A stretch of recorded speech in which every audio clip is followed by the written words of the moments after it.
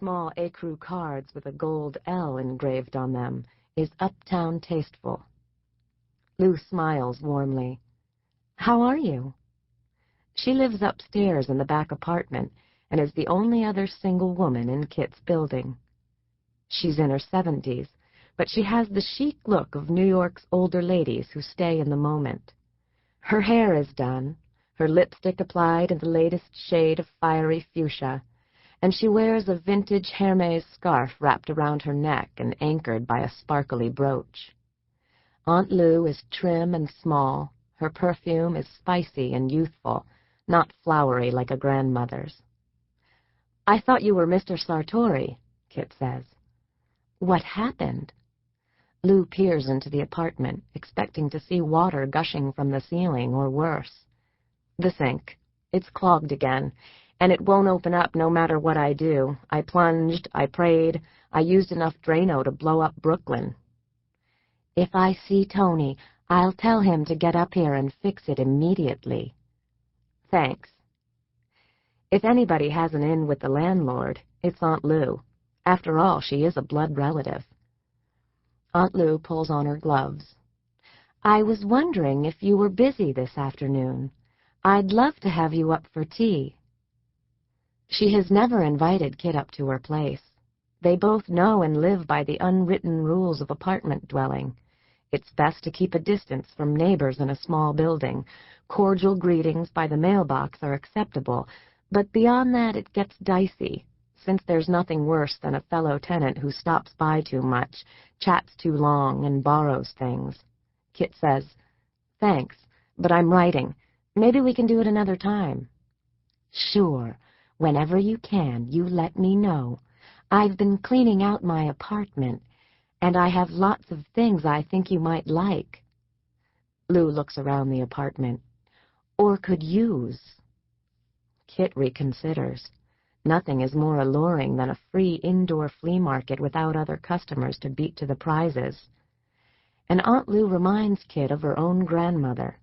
She also seems self-sufficient and has an air of discernment, something Kit would like to cultivate. How many women can wear an enormous enamel dragonfly brooch and pull it off? Maybe I can make it around 4. I would love that, Lou says, smiling. See you then. How you doing, Aunt Lou? Tony Sartori asks as he climbs the stairs to Kit's apartment. I'm fine, but Kit's drain has seen better days. Aunt Lou winks at Kit as Mr. Sartori enters the apartment. Yeah, it's always something around here, he grouses. Lou grabs the hand railing and makes her way down the narrow stairwell. It's early October and not too chilly outside, maybe 50 degrees, but Lou is already wearing her full-length mink coat, which drags the stairs behind her like the cape of a duchess. No matter the temperature, from September to June, Aunt Lou wears that mink coat. Come on in. Kit need not invite him, since he's already in the bathroom. Aunt Lou's a pretty lady, she tells him, hoping to score some points. You kidding me? In her day, she was a looker. They say she was the most beautiful gal in the village. Really? Yep. You said you had a leak? A clog in the bathroom sink, Kit corrects him.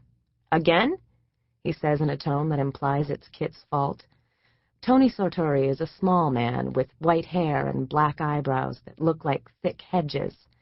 He looks enough like Geppetto, the gentle cobbler in Pinocchio, to make Kit feel safe, but his vocal tone is pure New York rasp, which scares her a little. Kit laughs nervously. Sorry, you know I spend my nights stuffing the drain with olive pits, so you have to spend your days fixing it. Tony Sartori looks as though he may yell, but he smiles instead. Remain calm, Miss Pennsylvania. I'll fix it. Kit grins weakly, but knows better. He'll plunge the sink and then wrap some crappy tape around the hole in the pipe and return in 2 weeks when the sticky stuff comes undone and she has another flood. We might have to get a plumber this time, he says from under the sink. Hallelujah! Kit claps her hands together joyfully. Sartori grips the sink and pulls himself to a standing position. Kit's bathroom is wallpapered floor to ceiling with rejection letters from every regional theater in the nation, from Alaska Rep to the Wyoming Traveling Players. They are all variations of the same message. Good characters, good dialogue, but you don't know how to tell a story, Miss Zanetti. Tony Sartori reads one and shakes his head. Don't you ever want to give up? I mean, with letters like these, what's the point? I'm getting better, Kit tells him. Maybe you are, but evidently there aren't a lot of people out there in the theater world who think you can write a play. Sartori shrugs. Besides, what is the theater anymore? It's not like it was. It used to be cheap and wholesome, dancing girls and good music. Now it's damn expensive. They herd you in like cows, and then the seats are so small you get a blood clot in your leg before the first song is over. My wife loves that Phantom of the Opera show. I thought it was all right. To me, it's just a guy in a mask, scaring a girl with a good figure and then singing about it. The reviews are in, Kit says cheerfully. She's used to the barbs, criticisms, and comparisons that come with her chosen profession. Playwriting as a career is pathetic. A writer can't make a living, and in this culture, plays are about as relevant as glass-blowing or whittling forks out of wood. Kit will keep these thoughts to herself, since the last thing she needs is an artistic standoff with Tony Sartori. That's just my opinion. Mr. Sartori spins the roll of duct tape on his index finger and goes to the door. Can you hold off on using the sink for a while? How long?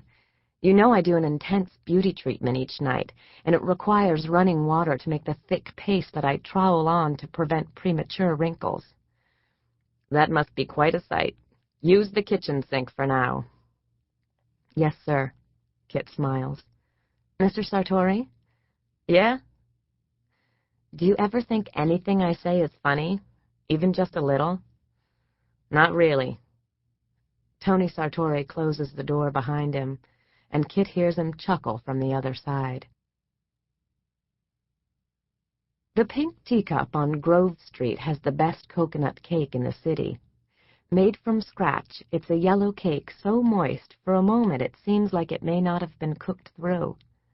The batter is full of tiny pineapple chips, and the icing is buttercream whipped so light that the coconut curls sink into it.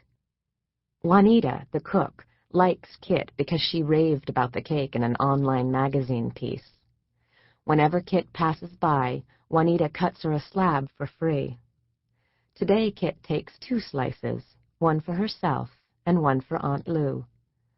As she walks back toward home, she makes a mental note to add some dishes to the article she's writing for Time Out, Best Food in the Village. The articles don't pay much, but the perks are fabulous. Free food in her favorite restaurants. So far, her list includes Best Breakfast. The Weekender at Pasties on 9th Avenue includes a basket of sticky buns, chocolate pane, cocoa bread, and nut loaf followed by scrambled eggs with crispy home fries made with onions and butter. Best Lunch. The hamburger at Grange Hall on the corner of Commerce and Barrow with a glass of robust red wine. Best Sandwich, the tuna salad with a delicate paste of avocado and sliced tomato at Elephant and Castle on Greenwich Avenue. Best Dinner, Stefano's Spaghetti Pomodoro at Valdino West on Hudson Street. Comfort Food, garlic mashed potatoes at Nadine's on Bank Street. Kit's neighborhood is often host to small literary tour groups who wander around with their guidebooks, pointing out the brownstones where Bret Harte and E.E. Cummings lived, and the bar where Dylan Thomas raised his last glass before passing out in a booth and meeting his maker. Kit imagines creating an eating tour of the village, literature versus a good sandwich. She has a hunch her tour would draw larger crowds. Back home, Kit places the slices of cake in a Tupperware container and settles down to work. It takes all of her willpower not to eat the coconut cake before her 4 o'clock tea with Aunt Lou. She knows she will spend most of the afternoon circling it like a lonely hawk hovering over a